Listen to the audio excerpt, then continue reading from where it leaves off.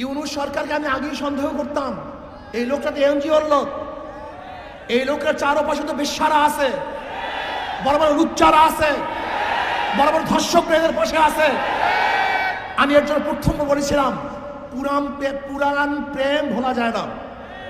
ইউনূস সরকারের সাথে যেই ওই পতিতাদার সম্পর্ক, এই সম্পর্ক সে ভুলতে পারে নাই। এর জন্য আমি প্রথমেই বলেছিলাম যে খবরদার বিদেশে কোনো অপসংস্কৃতি আমাদেরকে চাপিয়ে দেবেন না। তখন তিনি হাসি দিয়ে বলেছিলেন, না না না না না না, নারী নীতি, ওটা নারী নীতি নয়, বেশ্যা নীতি।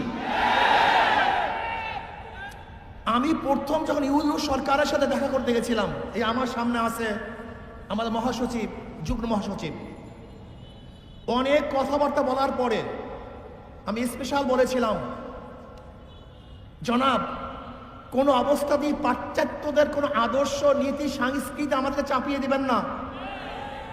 আমার আগেই সন্দেহ ছিল, আমি আগেই সন্দেহ করতাম। আজকে আমাদের মা বোনদেরকে আপনি বিশ্বা বানাবেন, আমাদের মা বোনদেরকে খানকি বানাবেন, আমাদের পুরুষদেরকে লুচ্চা বানাবেন। বলতে পারেন, হুজুর যৌনকর্মী বললেন না কেন, যৌন শিল্পী বললেন না কেন, পতিতা বললেন না কেন, এই খারাপ শব্দ ব্যবহার করলেন না কেন? বলতে পারেন। আমি তো মনে করি শয়তানেরা, দুষ্টরা এই সমস্ত খারাপ শব্দগুলিকে ভালো শব্দ দ্বারা পরিবর্তন করে ওদেরকে এই কাজে লিপ্ত করতে চায়।